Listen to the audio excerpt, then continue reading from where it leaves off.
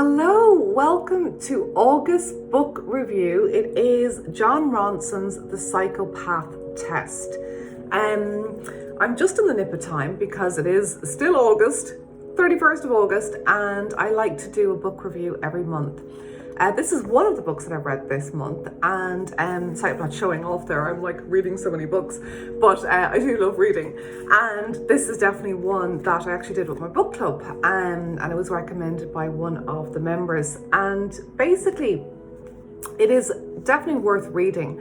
It's quite interesting because, as you know, or maybe you don't, I've been talking about narcissism recently, and it brings up this whole idea of labeling and how we have to be very careful when we put a label on a person as a narcissist or a psychopath.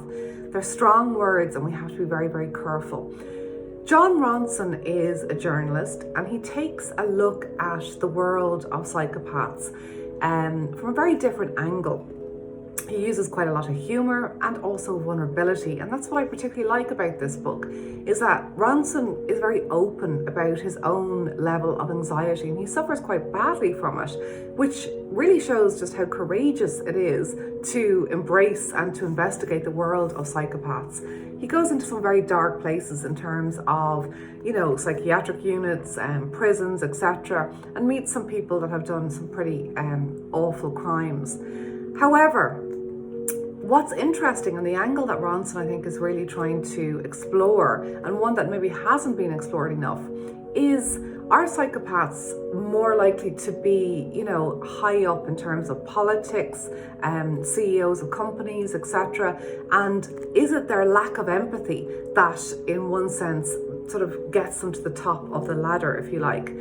I think that the lack of empathy, and this is something that we also look, or that is also very common with narcissists on the extreme side of the scale, is something that we all need to be careful of in terms of whether it's someone that we love and who's very close to us, or it's a boss, a colleague, a friend, but just to keep an eye out on that sense of a person who seems to be removed in some way and has a lack of empathy. It is a very, very big warning sign, of course.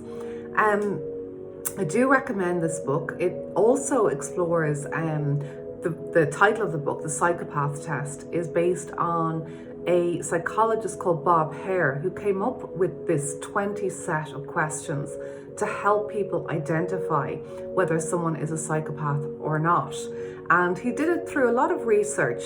And again, it's one of those that, can be hard to be definitive about. So it has had some criticism in terms of other people who are being kept locked up, who may not be, really extreme psychopaths. The research definitely shows that there is 1% of the population, you may have heard that before, who are a psychopath.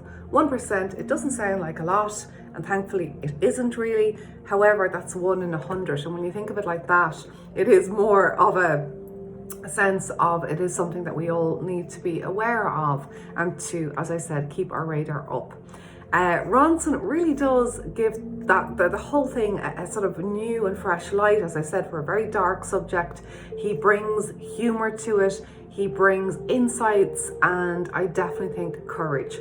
So if you haven't already read it or heard of it, I do recommend it. As I said, it's kind of like a classic at this stage in terms of it was published in 2011. And he also wrote a book called The Men Who Stare at Goats. So I do think Ronson has a clever way of getting our attention with some really good titles. So thanks for watching, and I will be back again, as always, next month with a new book that I do hope will help you in some way. I promise, no more psychopaths or narcissism. I promise. Thanks for watching. Bye.